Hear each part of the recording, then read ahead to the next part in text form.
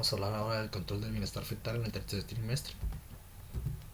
Tenemos el control anteparto y el intraparto. En cuanto al control anteparto, el objetivo es identificar aquellos fetos que están en peligro, de modo que se puedan tomar ciertas medidas para prevenir un daño irreversible.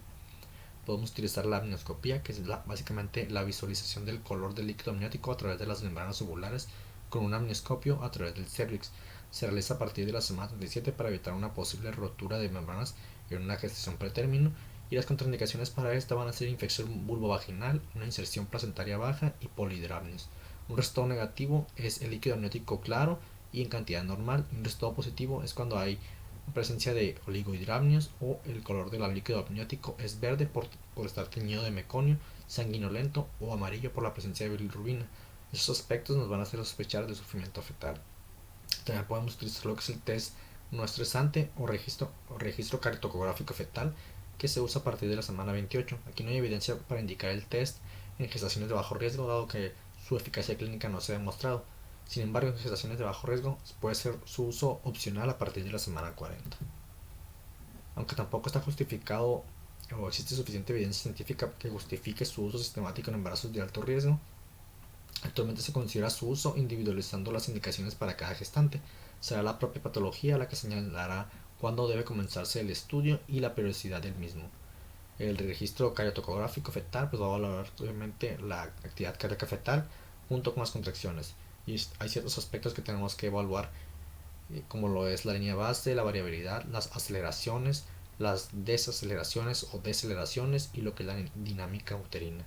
También tenemos lo que es una mnemotecnia que se conoce como Doctor C Bravado, que nos ayuda pues a recordar cuáles son los aspectos que tenemos que pues evaluar.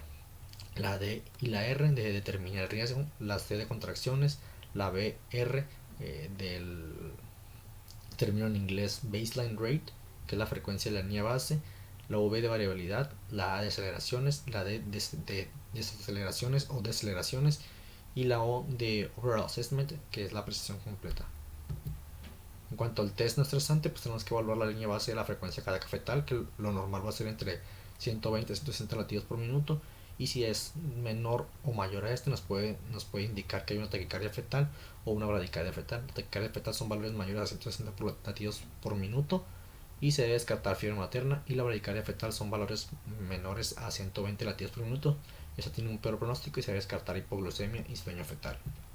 En cuanto a la variabilidad, es la variación latido a latido de la frecuencia cardíaca por la interrelación simpático-parasimpático. Tenemos una variabilidad normal que es de 10 a 25, una variabilidad baja o mínima que es de 5 a 10. Esta puede ser por sueño fetal, hipoglucemia fetal o depresores del sistema nervioso central. Esa se va a considerar prepatológica. También tenemos una variabilidad silente o nula, que es una menor a 5. Este mal pronóstico, y si persiste nos indica hipoxia fetal. También tenemos una variabilidad saltatoria que es mayor a 25, este tiene un pronóstico intermedio, y una variabilidad sinusoidal que es de 2 a 5 ondulaciones por minuto con una pérdida de lo que es la microfluctuación. Es la de peor pronóstico, es premortem y suele indicar anemia fetal grave.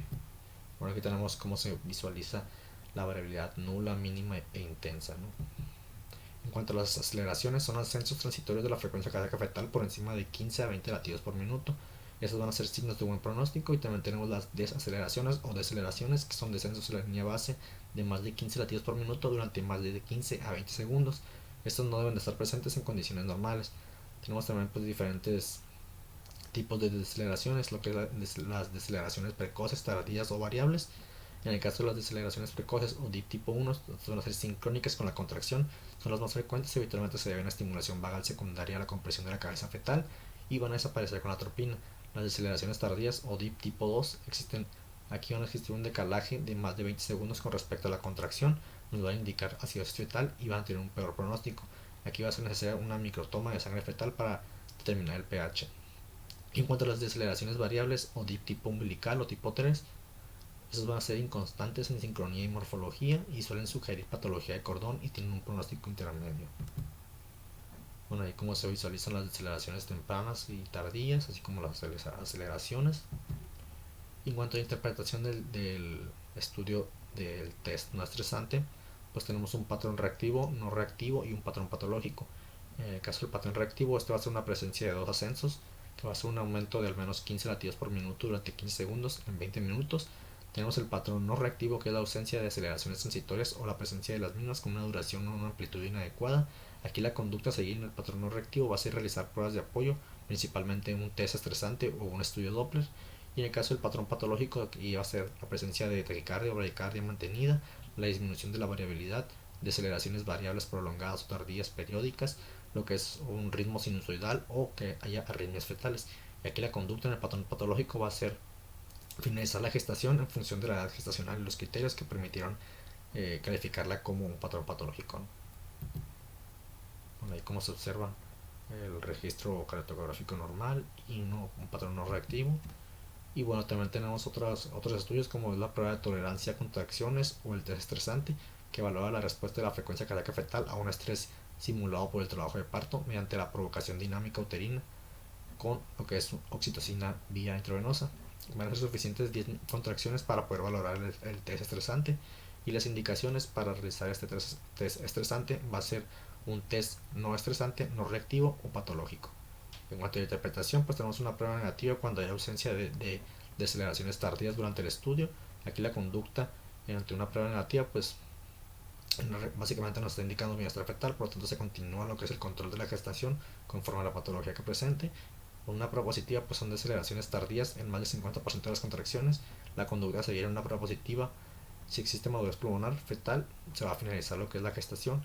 Y en el caso de una prueba no concluyente o sospechosa, se van a hacer deceleraciones tardías ocasionales o deceleraciones variables significativas. Y aquí la conducta en una prueba no concluyente o sospechosa va a ser repetir el test en 24 horas, o se pueden utilizar otras pruebas como por ejemplo el perfil biofísico o un ultrasonido Doppler para confirmar el grado de bienestar fetal. En cuanto al control intraparto, el objetivo es disminuir la morbimortalidad materno-fetal.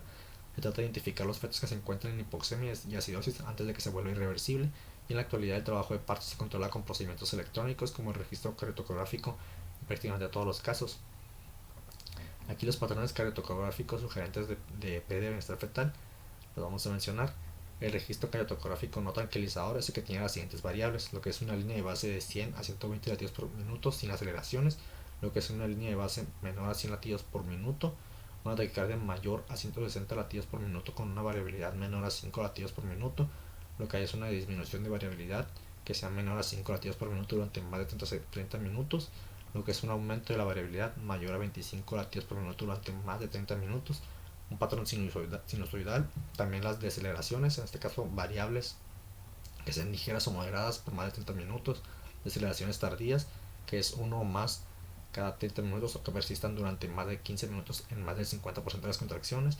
También las deceleraciones prolongadas recurrentes, que van a ser más de 2 deceleraciones de menos de 70 latidos por minuto durante más de 90 segundos en 15 minutos, que no está relacionada con alteraciones de la dinámica uterina. Todos estos van a ser pues variables que van a conformar lo que es un registro cardiotocográfico no tranquilizador y que nos van a ser sugerentes de pérdida del bienestar fetal.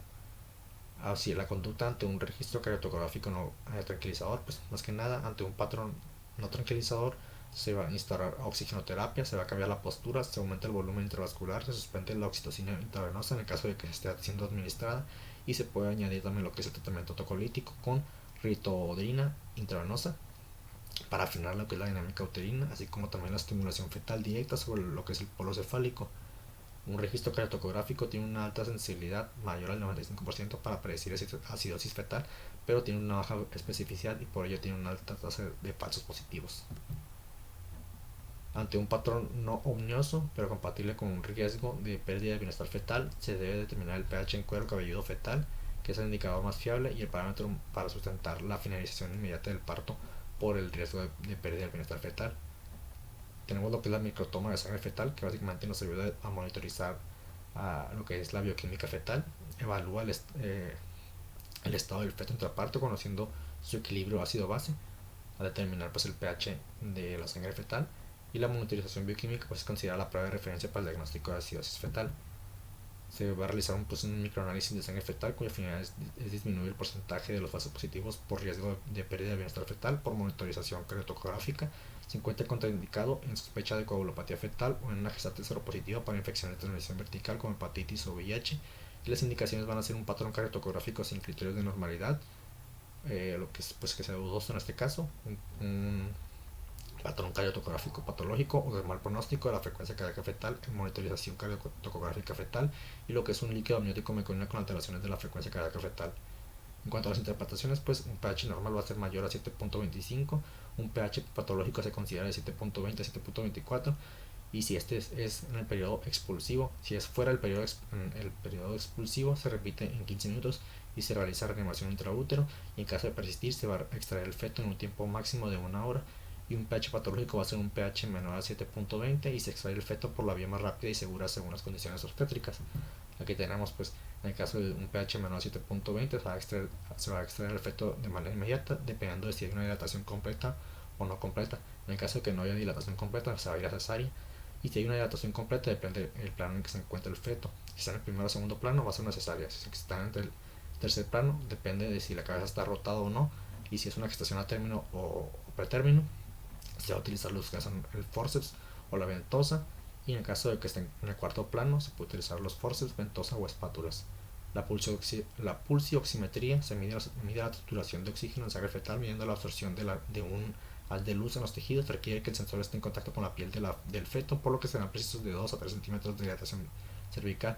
La saturación de oxígeno es mucho más baja que en el adulto, siendo lo normal entre el 30 al 60%, y los valores del 10 a 30% se van a correlacionar con la acidosis fetal y va a estar indicada la microtoma fetal para confirmarlo, y valores menores al 10% van a requerir pues que se termine la gestación de manera inmediata.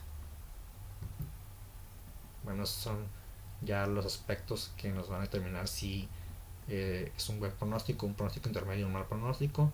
Buen pronóstico pues sería una frecuencia cardíaca fetal entre 120 y 160, una variabilidad del 10 a 25, ascensos presentes, deceleraciones que no estén presentes, o en el caso de que estén presentes pues del tipo 1, una ausencia de deceleraciones tardías, un pH sangre fetal mayor a 1 a 7.25 y la saturación de oxígeno entre el 30 al 60%. Y un mal pronóstico es una frecuencia cardíaca fetal menor a 120, una variabilidad menor a 5 al 5, una variabilidad menor a 5 o sinusoidal, que a los ascensos estén ausentes, que haya deceleraciones tardías, un pH en sangre fetal menor a 7.20 y también una saturación de oxígeno menor a 10%. Esos serían de mal pronóstico. Y eso es todo.